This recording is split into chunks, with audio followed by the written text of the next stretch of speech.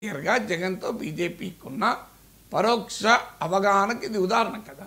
నేను చాలాసార్లు చెప్పాను, బీజేపీ మీకు ఇంట్లో రామయ్య వీధిలో కృష్ణయ్య అనే సినిమా ఉన్నది. ఆ సినిమాలాగా ఎన్డీఏలోమో తెలుగుదేశంతో ఉంటుంది, ఎన్డీఏలో బయట వైసీపీతో ఉంటుంది. అంటే అటు టీడీపీతో ఇటు వైసీపీతో ఏకకాలంలో మల్టీ అలైన్మెంట్ అంటారు, ఫారిన్ పాలసీ లాగా. ఇప్పుడు మనం అమెరికాతో ఉంటాం, రష్యాతో ఉంటాం కదా.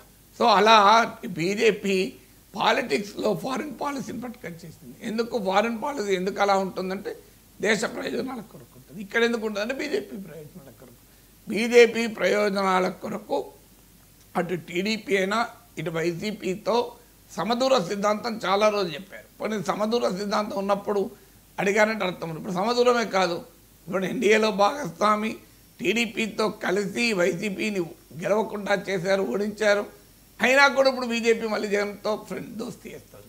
దీన్ని తెలుగుదేశం ఏమాత్రము ఆక్షేపించదు. విచిత్రం ఏంటంటే, నువ్వు ఎలా చేస్తావయ్యా, మా మద్దతు ఉండగా మేము ఎన్డీఏలో ఉండగా మీకు వైసీపీతో ఏం పని, వైసీపీని ఎందుకు అడుగుతున్నారు సహకారం, వైసీపీ మద్దతు అవసరం లేదు కదా, మద్దతు లేకపోయినా మనం వైస్ ప్రెసిడెంట్ గెలుస్తాం కదా